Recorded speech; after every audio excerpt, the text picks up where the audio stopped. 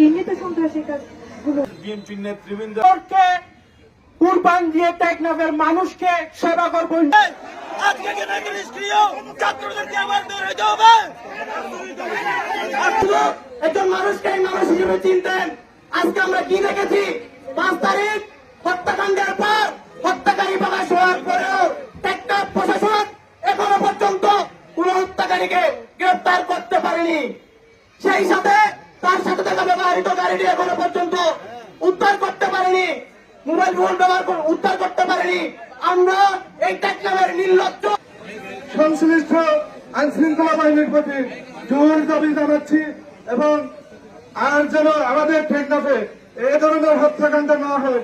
একজন জনপ্রিয় রাজনৈতিক ব্যক্তিত্ব, নির্বাচিত প্রতিনিধি, ক্রীড়া ব্যক্তিত্ব, ওনাকে ডেকে নিয়ে হত্যা করা হয়েছে, আপনারা সবাই জানেন।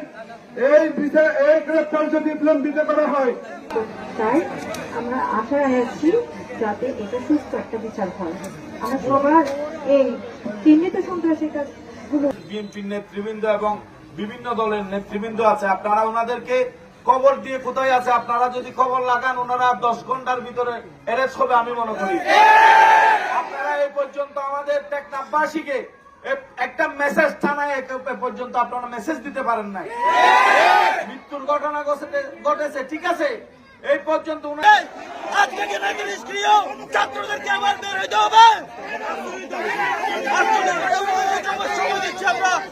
ওনারা অনেক নেতা কর্মী আছে যারা অনেক বিনয়ী, ওনারা সামনে বলতেছে না, কিন্তু অন্তর দিয়ে ওনারা রাজনীতি করা হারিয়ে ফেলছে।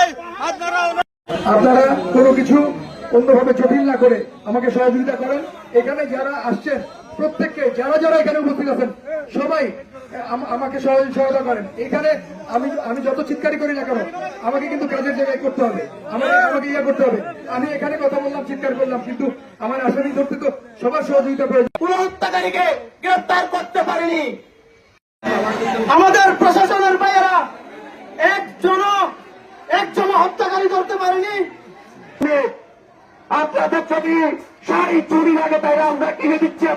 আমাদের মাথা বিক্রি করে আমাদের কোনো নিরাপত্তা না দিয়ে দায়হীন ভাবে এরা চলাফেরা